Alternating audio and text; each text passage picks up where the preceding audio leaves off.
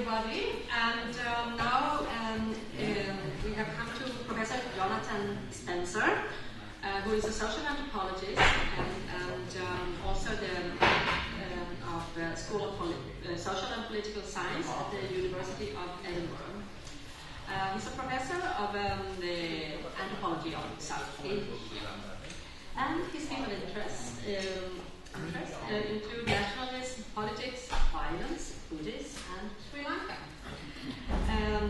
Professor Spencer has carried out fieldwork in Sri Lanka since the early 1980s, concentrating first on rural change and local politics, but more recently on ethnic conflict, political violence, and political non-violence. Among these books, we have one with the title Violence in South Asia, published in 2007 by Cambridge University Press. And Professor Spencer has also made significant contributions to the history and theory of anthropology. And together with this University of Edinburgh colleague, Alan Barnard, he has produced a history of anthropology and anthropological theory, which continues to be a widely used textbook at institutions of higher education. And if I am correctly informed, you have a work in progress now, Tigers, Temples, and the Remaking of Tamil Society. Oh, that's out already. Congratulations. Yes, congratulations. So we are very happy to have you here. And the title of Professor Spencer's talk today is the role of religious organizations during the war in eastern Sri Lanka. Welcome. Thank you very much for that introduction. Yeah, it's rather curious. The piece that's just mentioned was something that I was going to get to at the very, very end. As work, one of those things we've published something before we've actually done all the research. It's kind of scary. It came out as an article just about a week ago. That's something I'll mention later on. First of all, let me just thank the organisers of this splendid event for inviting me, for setting up such a wonderful day, for inviting everybody else, and for taking such wonderful care of us as well. And thank you all for coming, particularly our friends in the front row, representing all the different parts of South Asia. It's very nice actually to have an event that is South Asia rather than just that one big country in the middle that we tend to hear about all the time, which sort of go nameless in this bit. I'm not, despite the title and maybe possibly of expectations being raised in that direction, what I'm going to talk about today isn't particularly focusing on quite recent developments in Sri Lanka, where, as some of you know, there's been, just in the last few months, a rise in anxieties about anti-Muslim agitation in particular. I can talk about that a little bit in the question and answer if we have time to do that, but it's not the fundamental one. What I'm going to talk about today is actually stuff that's based on a research project that we carried out between 2006 and 2009 in the eastern part of Sri Lanka in the last days of the civil war. In fact, when we put in the research proposal to do the work, there was officially a ceasefire in place. By the time we were told that we had the funding to do the work, the ceasefire had ended and the war had broken out again in the area where we were working. But by the time we completed the work, the war, to all intents and purposes, it had ended in that particular area quite quickly, and the civil war itself ended, as we all know, in May 2009. And again, I'm not going to talk about the circumstances of the final stages of the civil war, which were some distance away in all sorts of ways from where we were doing our work. What I think I can do is provide a rather different perspective on actually quite a lot of the topics that have come up today, not the middle class, alas, but quite a lot of ones that were touched on just now in the last presentation. But it's a perspective very much based on a field project which we're in the middle of writing up. There's a book which a rather sort of grumpy publishers keep emailing me to remind me was supposed to be published 2 years ago, but it's still awaiting some chapters that has come out of this project. And this talk today is a sort of edited down version of one of the opening chapters of the book. And let me, let's go forward. I should add also, it's really nice. The first person I saw when we got out of the taxi was Pamela Price, because I think there's something about 2/3 of the way through that I hope Pamela will find interesting. It's certainly something that I think of as being very much on her territory. And okay. The project that this is based on was carried out by an interdisciplinary team. Actually, I should show you that because their names are there under mine. Two colleagues from the University of Peradeniya, Tudor Silva, a well-known sociologist who some of you will know, Shaul Hezbollah, a professor of geography, a couple of colleagues from Zurich, political geography, Bart Clem and Benedict Korf, and Jonathan Goodhound, who's in development studies at SOAS. So it was a multi-everything team, except multi-gender, which was slight oversight on our part and had undoubted consequences for some of the research. But it was multidisciplinary, but also, if you like, multi-ethnic and multi-religious, insofar as our own religious histories had some part to play in it. It was a project focused, as in eastern Sri Lanka, the area around and south of Batticaloa. That's a map from the time of the 2004 tsunami, and the different areas shaded there are the areas of government control, the yellow ones. The grey areas were contested, and the black areas were areas at that point which were still under the control of the LTTE, the Liberation Tigers of Tamil Nadu. But as I say, by the time we finished, the government control extended all the way from Trincomalee south. The LTTE had been pushed back up into that black area to the north, which is the area where the final phase of the war was fought out in 2008 and 2009. It's a multi-ethnic area. It's Tamil, Muslim, Sinhala. It's multi-religious, Buddhist, Hindu, Christian, Muslim, and various kinds of the above. That is, various kinds of Muslim, various kinds of Christian, various kinds of Hindu. And I think because as a very multi-ethnic area, the most multi-ethnic area of Sri Lanka, it of course had a particularly tough time during the war in all sorts of different ways. Not least because it was rather important to LTTE claims for a Tamil homeland, a continuous stretch of Tamil-dominated land. But, inconveniently from their point of view, it had a very large population of Tamil-speaking Muslims who did not recognise themselves as ethnically Tamil and did not see themselves as part of the LTTE struggle. And so in the early 1990s, for example, when the LTTE relations with Muslims broke down, it was the site of quite appalling attempts at ethnic cleansing, massacres in mosques, and also counter-massacres of Tamil villages by unknown groups of presumably Muslims. But this was all sometime in the past by the time we got there. The project that we were working on was part of a bigger research program called Non-Governmental Public Action, and organised by the ESRC in the UK. So it was a sort of development studies thing, predominantly trying to look at NGOs, but also trying to broaden beyond NGOs and other kinds of non-governmental activity, whether that be trade unions or churches or whatever. And there was a call for a second round of projects on, including ones on religion and including ones on conflict. So we thought, we know about Sri Lanka, which seems to have plenty of both religion and conflict. Let's throw something in. And we pitched it as looking at the work of religious organisations in the conflict. And we imagined, perhaps when we started, that we'd be looking at things like, World Vision or Islamic Relief. In other words, religiously aligned NGOs. But what we actually ended up looking at was not so much that, for various reasons, which I can talk about later if you want, but was actually looking at Buddhist monks and Jesuit priests and mosque federations and things like that.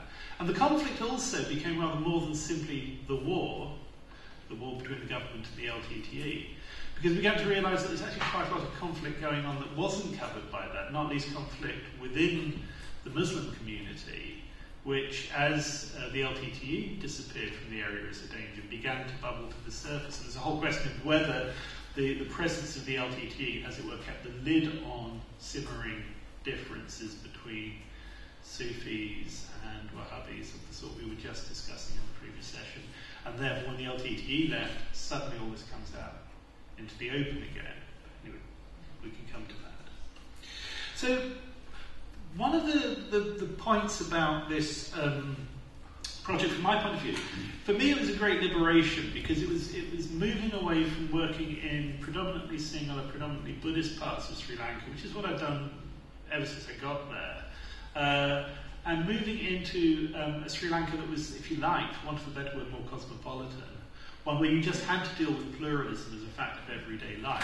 If you look at the demography of the area, you have down the coastline itself, Muslim and Tamil settlements contiguous with each other. It's very densely populated down the coastline. The paddy fields you can see in this picture are worked by both Muslim and Tamil farmers, sometimes Muslim farmers with Tamil labourers, sometimes Tamil farmers with Muslim labourers.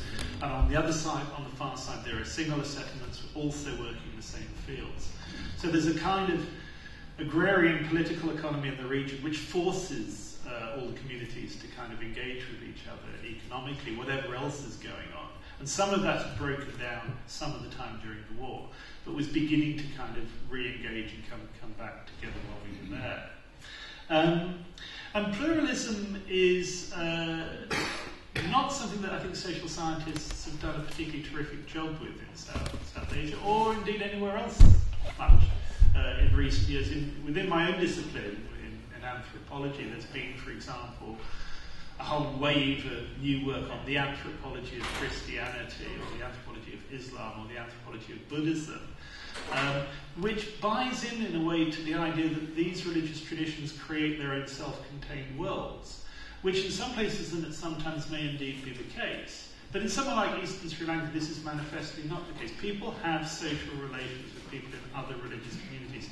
Sometimes they go to school with them, sometimes they go to university with them, sometimes they even marry them, although people may not like to admit to that.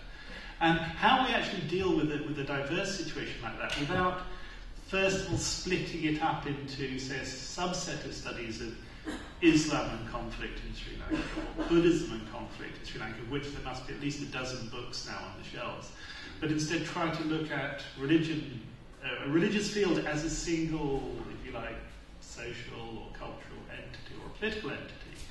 That makes some sense of it. Now, having now spent best part of 5 or 6 years worrying about this, I realise one reason why people don't do this sort of thing so often is it's actually rather difficult.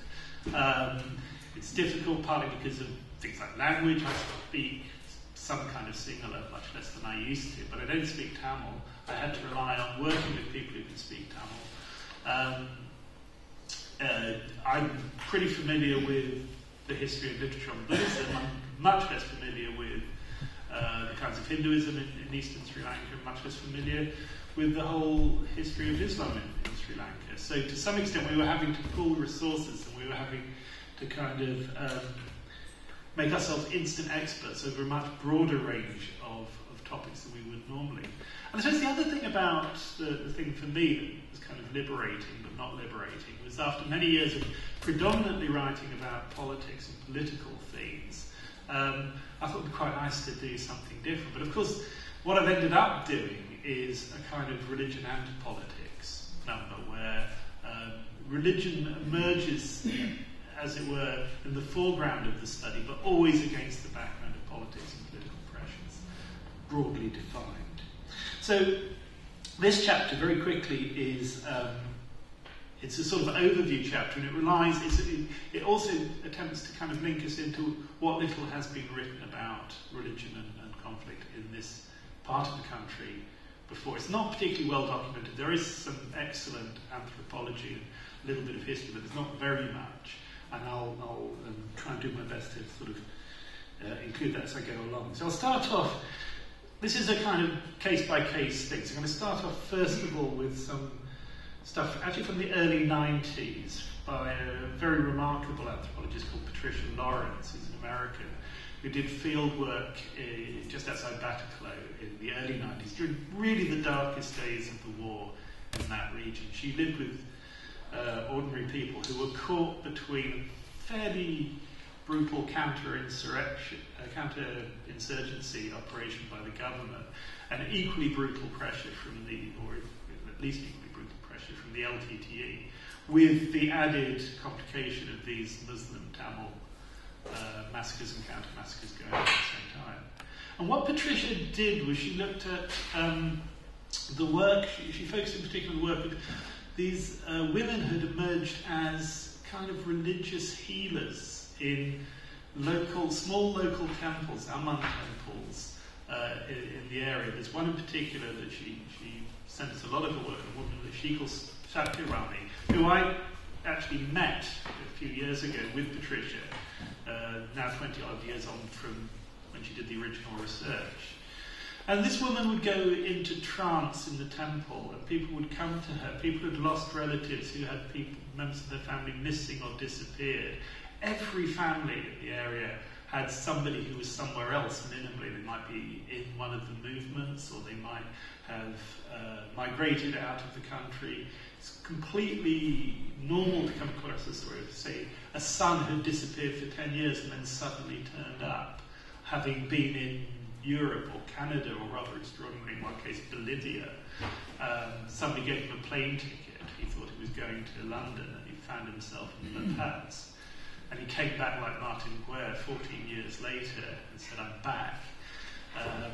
So everybody had this experience of dislocation, and what Satyarami could do was tell them where the people were, tell them what had happened, tell them what to do to make contact with them. So she'd emerged as a new kind of religious practitioner, dealing with the distress and anguish generated by the war itself. And like a number of the other ones who were working in the Hindu temples at the time, this even went so far as the army and the security forces calling on her services from time to time to say, what's going to happen to us? And the temple that she'd been most active at, which is a low-caste temple on the edge of Bataclan town, which had been a tiny little place in the 80s and 90s, is now really quite substantial with loudspeakers and all the horrors that go with them in South Asian religiosity. Lots of neon lights and just a little bit of Sanskrit in the Friday evening puja. And what looked to me when we went there in 2008 very much like a predominantly middle-class clientele now bringing their problems. But I was told then that it was quite common for army officers to come in to make puja and to also consult the deity for what they should be doing in their lives. Not to mention the odd Muslim from the town next door. And yeah, this is also from Patricia's work. There was something about the way she operated and the space that she operated in these little village temples which made them safe. And this is something that I'm still trying to get my head around, what it meant to do that. There were things about the spatial politics of popular religiosity during the period of the war, the ways in which certain spaces could, as it were, keep the war outside of them. That people could talk in the temple in a way that they couldn't talk anywhere else. No one felt safe speaking about all sorts of things to anyone, even members of their own family. This is what people would repeatedly say, but they could do it in this particular place. And there's this story of another woman who... is it a woman or is it a man? Sorry. I think it was actually a man. It's not clear from my quote. This is from Patricia's PhD thesis in Colorado. The story of the army coming in, trying to sort of intervene while they were having a little bit of spirit possession at the temple, and the oracle just telling them to get out, and they got out. We have somewhat similar stories about the LTTE as well, which we've collected more recently. So there's something there about the ways in which these temples could sort of operate outside the conflict and could resist some of the corrosive effects of the conflict on people's everyday social relations that really needs thinking about. This is a much bigger example. This is what is known in the East as the Tesen-Kovil. I apologise for my lack of Tamil pronunciation. Tesen meaning it's a cognate of Desha. It's a Kovil of a territory. It's one that organises a whole network of villages. It's a classic, for those of you who love these things as some of us do, classic kind of Hokatian temple where there's all sorts of castes and so on articulated around them. Kokodichola is one of the bigger temples on the East Coast. It's also been the site of about 3 different batches of anthropological fieldwork. Peggy Trowick, Dennis McGilvray at one point, and Patricia herself has also done stuff there. And one of the things about Kokodichola is it was the major LTTE centre in the area, but the Kovil itself, in its own terms, completely survived that. And the LTTE never attempted to use the temple as either a site of organisation, a site of mobilisation. For some reason, the LTTE, despite trying to colonise every aspect of Tamil society that you could think of, they'd come into the schools and tell the teachers what to teach. You know, they would intervene in every aspect of life, but for some reason, they were very, very limited in terms of what they tried to do with the temples. And Mark Whitaker, who's an American anthropologist who's written about a similar temple in a village called Mondor, about 10 miles away from Kokodichola, he talked about this. He went back in the early 90s for the first time. He'd done fieldwork before the war. When he went back to his village and the big temple there, he found rather extraordinarily that temple politics was carrying on. You know, people were squabbling about who gets to carry which thing where in the procession in the annual temple festival. And all sorts of things were being invested in that. Moreover, people found, Whitaker, but also Dennis McGilvray reported the same thing, that when everything else had been blasted in the landscape by the war, the temples were the last things, not really standing. They were getting repainted, they were getting new electricity, and so on. So they became symbols of a kind of resilience, institutional survival against all the odds when everything else had got flattened. And indeed, one of the things, this is the thing that Anna mentioned, one of the pieces that's just come out is some new work I'm doing with a Sri Lankan colleague, Siddhartha Managuru, where we're trying to understand what it was that, he's from Batticaloa himself, but what it was that enabled that to happen. And the paradox behind it, of course, which I think many of you will know, is that in the Tamil diaspora, in London or Oslo or Paris or Toronto especially, the LTTE, to all intents and purposes, ran many of the temples. They ran the Kovils. Kovils operated as LTTE fundraising things. So it's not like the LTTE had a real problem about dealing with religion in general, but they seemed, within Sri Lanka itself, within Tamil society in Sri Lanka, they seem to have always kept that at arm's length. And there are exceptions. The story as it's emerging, for instance, is more complicated than that. But nevertheless, the broad generalisation holds true. So this really does raise quite big questions about how people are able, in a situation of as near total war as you can imagine, how certain institutions seem to be able to nevertheless put up barriers against that. Okay, I'll keep moving quickly in an effort to keep going. I'm going to move on now from that. So that's like dipping in and out of the Hindu side of things, and move on to Muslims. Rather different story, I think, from the one we were just talking about. In 2006, when we were first starting the project, Judah Silver and I were staying briefly in a small town called Samantarai, which is about 15 kilometres in from the coast. It's a Muslim town. It's actually midway between the Tamil Muslim belt on the coast itself and the biggest singular settlement in the area of the town of Ampara. And we were there doing some work with Southeastern University, which is a small, almost entirely Muslim university. We were attempting to revise its sociology curriculum for the World Bank, but somehow it never quite happened. But we did try. Anyway, we're staying in the guest house, the university guest house in Samantha. And the first thing we noticed that something was wrong was about the second night of our stay. You know, our dinner every night got more miserable than the night before in terms of the range of curries and what we actually got to eat. And each night was like getting conspicuously more miserable. And then it turned out the guest house keeps saying, oh, well, there's a hartal on, you know. You can't buy anything in the town. And we said, why is that? Said, well, you know about what happened 2 days ago. No.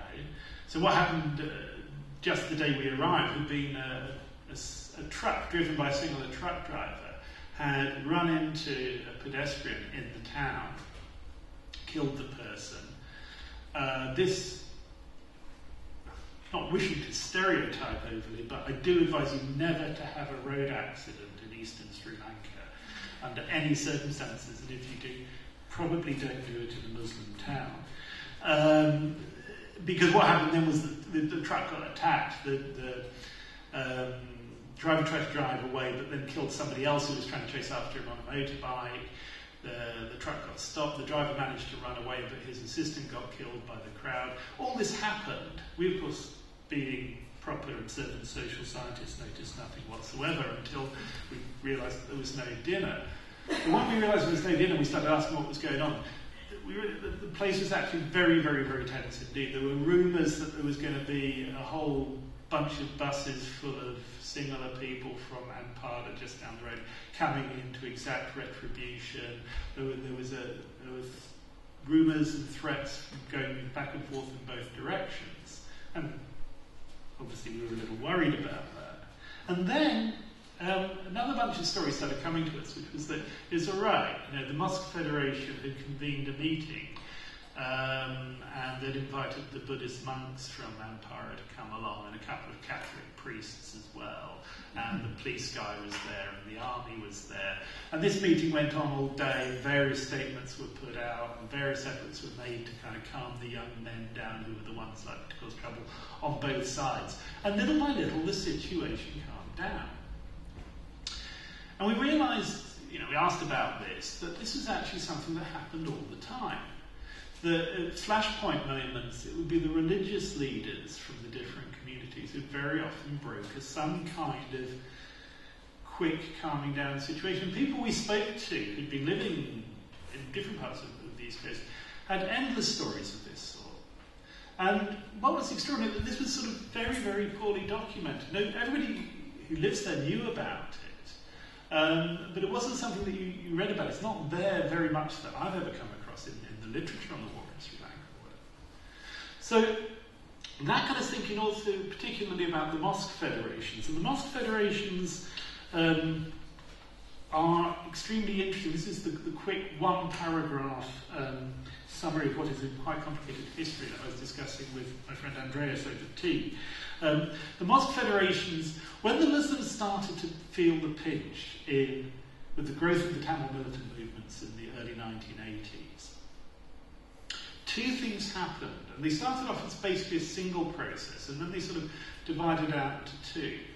On the one hand, people started to self-organise in local communities through the mosques. And the mosques had, again, according to Dennis McGilvray, who is the doyen of ethnographers of this region, who'd been researching this since the late 60s, when he first researched that the mosques had lost, and the mosque trustees had lost the kind of authority in the local community they'd been used to having in the past. They'd more or less fizzled out altogether. They'd been eclipsed by local politicians in particular.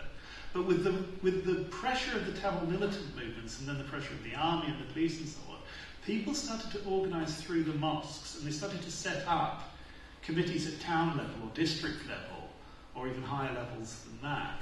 And these were the committees that would provide the leaders who would go out in these flashpoint situations. And in the town of Kartankudi, which is where this rather splendid pink office is, the Mosque Federation had started to organise around the collection of zakat, you know, the tithe that comes in every year, and trying to divert that for things like social housing purposes. They'd insisted at the time of the tsunami that everything coming into Kartankudi had to come through them and be organised through them, so they didn't have the same kind of anarchic jumble of NGOs that other communities had to deal with. I mean, this is the good side of it. the story is much more complicated and nuanced than this might suggest. But nevertheless, it's a very extraordinary bit of self-organisation through the existing religious institutions and the creation of new ones under the pressure of war. At the same time, there had been political developments which went hand in hand with this initially, which was the emergence of a Muslim political party in the Sri Lankan Muslim Congress under the leadership of a charismatic Muslim lawyer called Mr. Ashraf, who was killed quite some years ago now in rather controversial circumstances, plane crash. But it's never been clear exactly how and why his thing crashed. But the Muslim Congress rose also as something that organised Muslims together, not just in the East, but right across the country. It's the only time that's ever really happened. But whereas after Ashraf's death, the Muslim Congress had split into a whole bunch of mostly big men political leaders. Ashraf's widow is one, so she's also one of them, but they're predominantly political leaders who have a constituency in a particular town, using fairly strong armed tactics, doing, good old rough, tough patronage politics as well, and engaging with government on behalf of the community. And the Mosque Federation presented themselves to us as being able to do the work they do precisely because they kept these people at arm's length. Now, again, the reality is much more complicated than that. There's all sorts of ways they might be connected. But nevertheless, it's extremely important for their legitimacy and their capacity to operate as community-type organisations to keep the politicians out, to keep the politicians away. The final set of examples, or the penultimate set of examples I'm going to talk about now, comes from sorry, I'll leave that slide there for a second. Kartankudi, which is where the Mosque Federation is most active, and is also where we did most of our work on them. It's also a hotbed of, if you want to call it radicalism, not a word I'm totally comfortable with, but certainly very vigorous and sometimes aggressive reform movements. But it was also the site of one of the worst and most famous massacres of the war, when the LTTE came in and killed over 100 men and boys at Friday prayers in August 1990. And when I say ethnic cleansing, this is seriously what was going on, because this was the period when the LTTE expelled the entire Muslim population from the north of the country. 60,000 were told they had 24 hours to leave. So the agenda was pretty explicit. This was definitely an attempt to de-Muslimize. And indeed, looking back, it was one of a series of catastrophic political decisions made by the LTTE at that time, of which the assassination of Rajiv Gandhi was probably the biggest one. But this probably becomes a good second, because obviously if they could have found common cause with the Muslim population, they would have been altogether more formidable, and their claims to territory would have been much stronger. Anyway, Catholics. I love this picture actually. This is a bunch of priests. There's a period in the early 90s when you could only get into Jaffna on a Red Cross boat going up and down the coast. That's the only way in and out, because it was blockaded off by the war. And it comes from a wonderful book by a Dutch teacher and minister, Ben Barvink, who died last year, who worked as a kind of Christian NGO worker right through the war, and he kept a diary. The diary is now being edited and translated. If anybody's interested, I can tell you where to get it from, because it is a stunning book. And I just love this picture because it's such a great visual metaphor. Weiberians will recognise the iron cage, of course, that these happy priests and nuns have been put into. They're going in and out. And in a way, it's a sort of it is a good metaphor for the bigger picture that comes out of our work, which is that the circumstances of the war basically gave religious leaders more scope and more space to operate, particularly in, for example, Tamil society, where the LTTE made sure there were no rival political leaders at all. So that if you needed leaders, you either had to deal with the LTTE, whether you liked it or not. And the only other kinds of people who could stand up were predominantly actually Christian ones. There are reasons why the temples didn't provide leaders. The temples had resilience, but they didn't provide leaders. And this is, I think, in part to do with the political structure of the temples themselves, where the priest is not a particularly authoritative figure. It would be the trustee or somebody like that. Whereas, if you've got a war situation, I recommend importing a crate full of Jesuits to look after your local community, because these are hardy folk. These people have survived a lot of stuff, and they also have the capacity to get out, because they are part of a transnational network that can whip people out when things get nasty. So the Catholic priests in particular took on a whole set of new roles. They were very active in these sort of flashpoint mediations. They could go between the army and the LTT. They could travel across the border lines. They could do that sort of work, take communications between the two.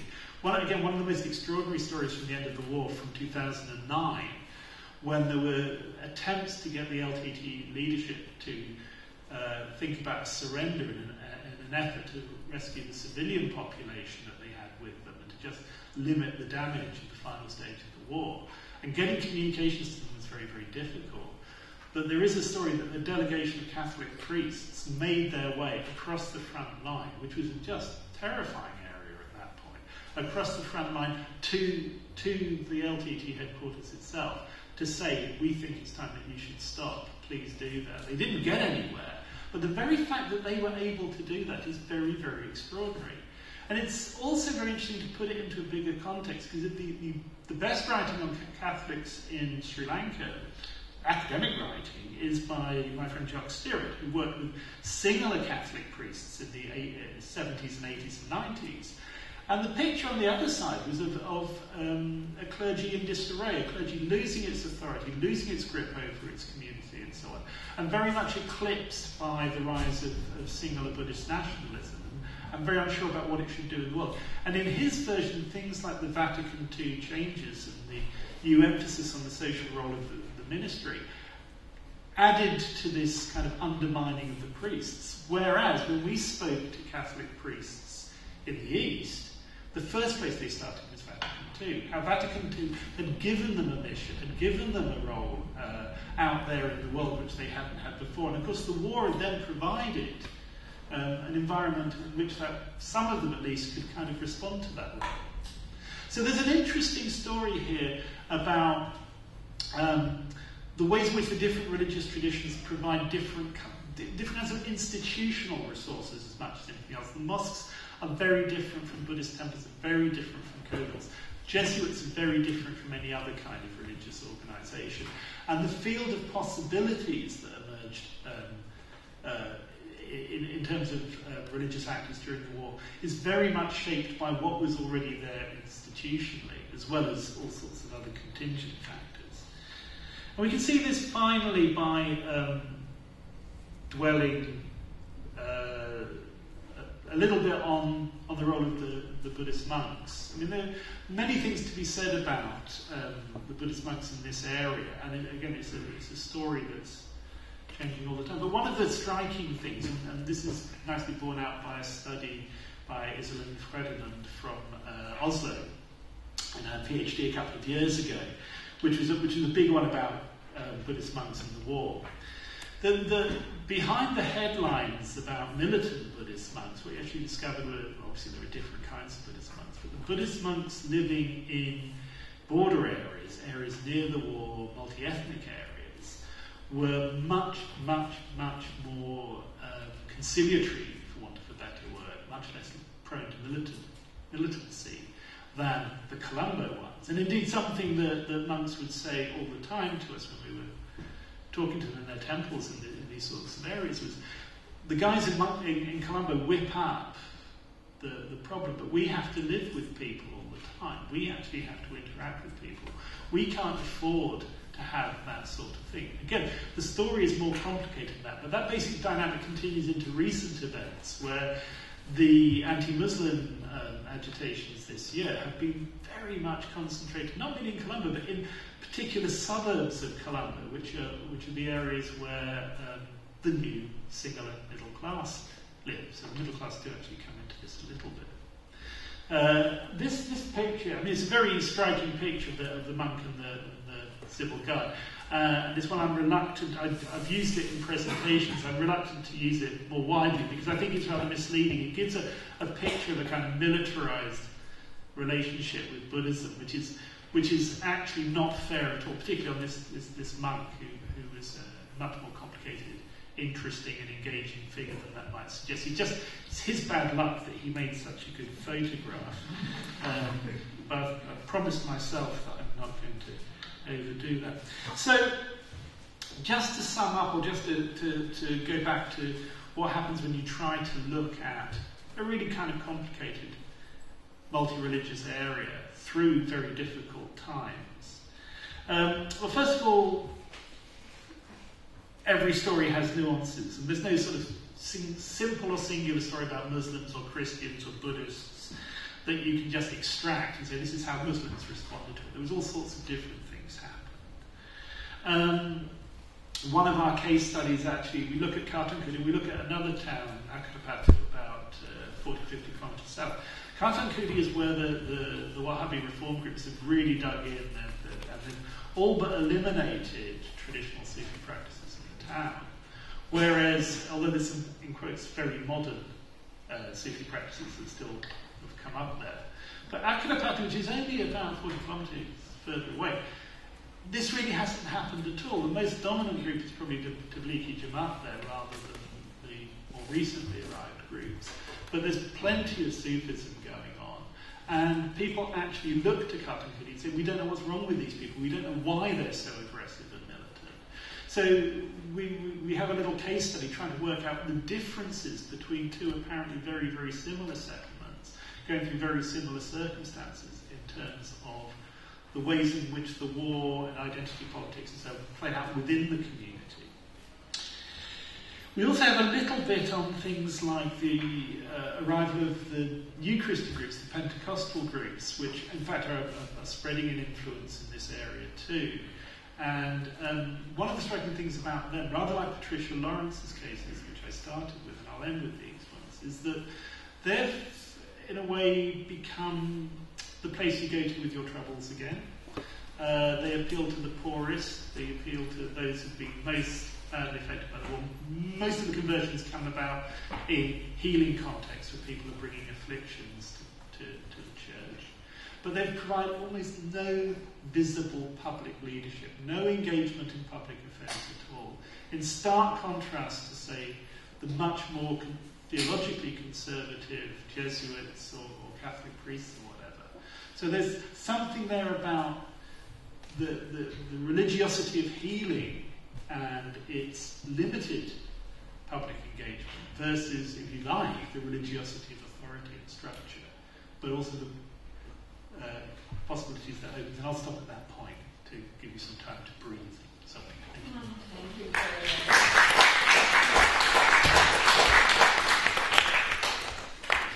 So, the floor is open for questions and comments.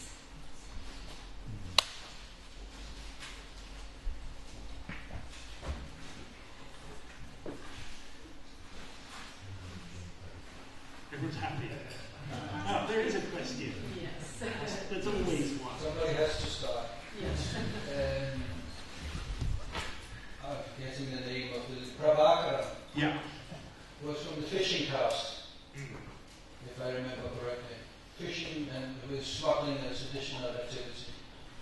Could it be that the LCT in those days had a leadership which was not,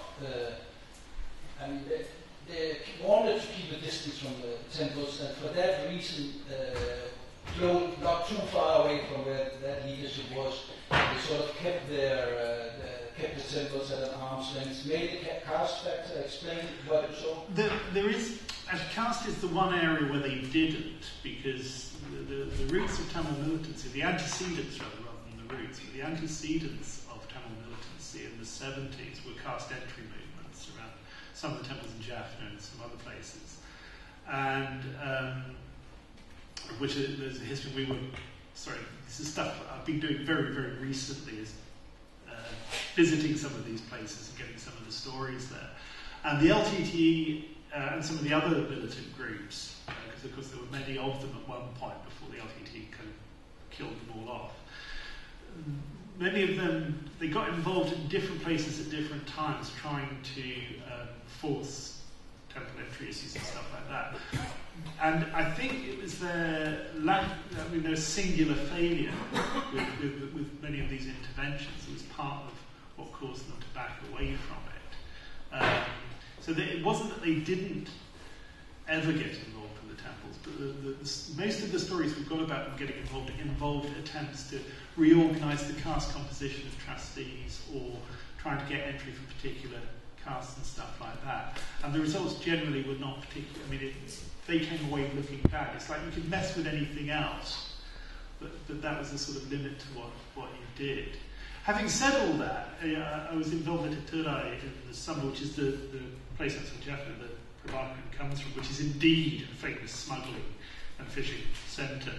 And turns out his father was the chief trustee of this pretty substantial kogel in the town, where they, I'm told, still have a puja on his birthday, on Prabhakaran's birthday every year.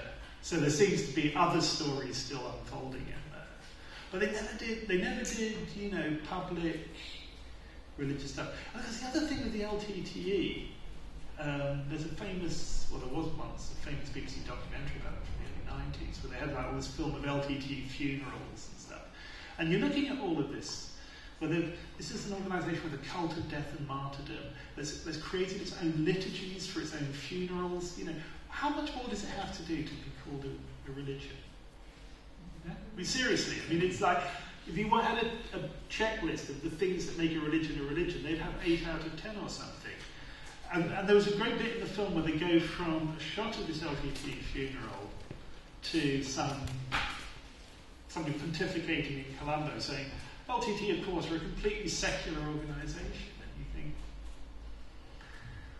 But as we know, Tamil politicians elsewhere have no problem engaging with temples.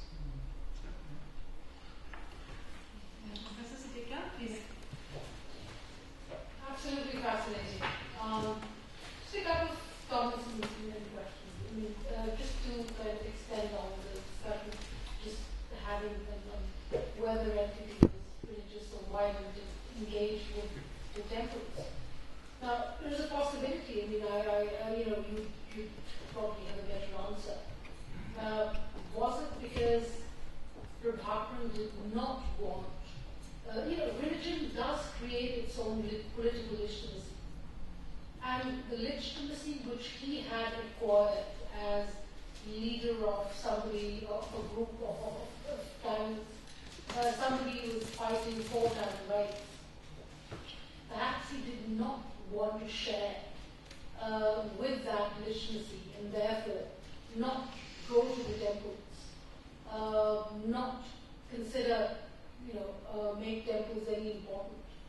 So that kind of, you have an argument that they had, the Tamils, the entity had probably acquired a high level. They developed their own religion in some respect. This is what we suggested. But it's also not sharing that legitimacy which they had acquired. So that's one comment. The other is monks from Colombo being much more belligerent and much more political. That was a generalisation, actually. Yeah, it's not. Well, no, but perhaps I'm not questioning you that you're perhaps right, because there's been a lot of violence in Sri Lankan politics from very early on. 1980s, when there was violence in the Sinhala South. And a lot of leftists were eliminated, and that is when religion did intertwine with politics to their own.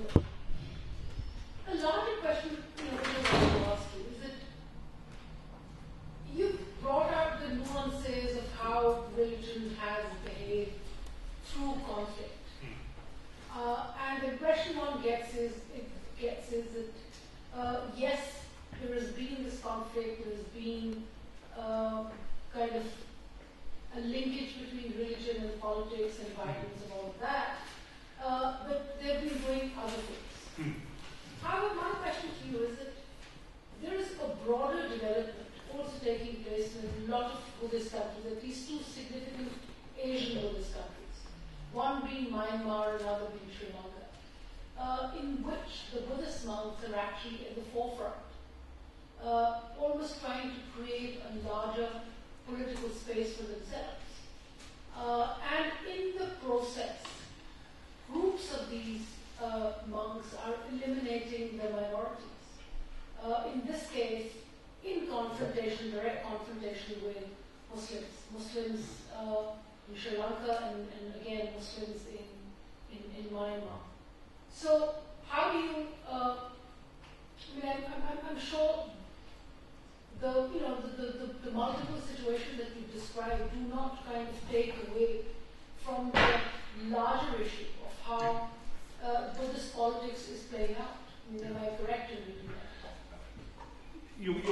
What you're saying is correct in that these things are happening. But I think what I would say, and this gives me the opportunity actually to say something about the recent events in and around Colombo against Muslims, which attracted a lot of attention.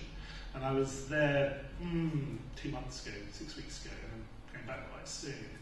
So, and I was very alarmed because the general atmosphere was very, very jittery. There were rumours flying around, and it was very reminiscent of the atmosphere before the wave of anti-Tamil attacks in July 1983. Many people were drawing attention to that parallel. Like, oh my God, we got it all over again, and it's going to be Muslims this time. But one of the things that was clearly going on was a lot of increasingly public objections to this from other monks. That the group that was at the forefront of this very, very small group, and it has a very specific constituency, I say in the suburban areas of Colombo, the JHU, the militant Buddhist party that's in Parliament, predominantly monks, got almost all its votes from, again, this suburban area around Colombo, not from other parts of the country. So it is actually on one hand it's limited, and on the other hand it annoys a lot of other Buddhist leaders. And in the past, sometimes they've kind of kept their heads down, but it's very striking. And there's some great stuff on the internet of this, of monks finally sort of standing up and saying, this is not appropriate, this is not a good thing to do. And so the relationship of Buddhist monks to political interventions it's not a stable one at all. It's like a long, unruly conversation that's gone on for 60 or 70 years now. I remember the monk in the village telling me how he was recently ordained when a monk assassinated the Prime Minister in 1959. And he said for the last couple of years after that, they got no respect whatsoever. He used to have, he'd get on the bus and people would be making comments, but he's got a bomb under his robe and things like that. So there's always the danger that there are some monks obviously who have ambitions to do all sorts of things, but there's also the constant danger that if they do that, they're going to alienate their own following, and they're also going to really anger other Buddhist monks. So there's all sorts of things going on at the moment around this recent anti-Muslim agitation, not all of which are completely dreadful and depressing. It has actually provided an opportunity for people to put forward other points of view as well. And it's all unfolding as we speak, so I don't know where it's going to be. It could still end up in some terrible, terrible place. I wouldn't want to predict otherwise. But I also wouldn't want to see it as a singular thing. The monk in northern Burma who's become a bit of a celebrity as an anti-Muslim preacher is not necessarily representative of all the monks in Burma. Clearly there are potentials in all of these different settings for this stuff to happen. In Thailand as well. Bear in mind the secessionist movement and the response to that in southern Thailand. Thailand has a long history of not exactly nice stuff with minorities either. But I wouldn't want to say, I think one of the things we're doing here is we're taking for granted that people know about that history, whereas there are other possibilities in this scene as well. Many of which completely took us by surprise. They weren't what we went out looking for. We were expecting possibly something more like what you were saying when we set out on this research, and the story we got was kind of more complicated. And I'm really anxious about not overdoing that and coming up with some really kind of cuddly feely, what nice people they all are. really. I don't want to tell that story because you have to be honest about it. But at the same time, you shouldn't, this goes back to my introductory remarks, you shouldn't start off by just like shoehorning everything into a received teleology of disaster, basically. And the country like Sri Lanka needs stories of hope as well. And there's enough little bits and pieces of hope in this to make it worth doing, I think. Thank you so much. We have to stop there. This was really... You want to final question? No? Do we have time? Not really. I think maybe there will be an occasion for you to discuss further when we have our dinner at the Department of Sociology. I should just point out with this final picture, this is one of the most beautiful places in the world. I mean, that's really what I was doing. It's absolutely gorgeous. So is your photography. Hmm? So is your photography.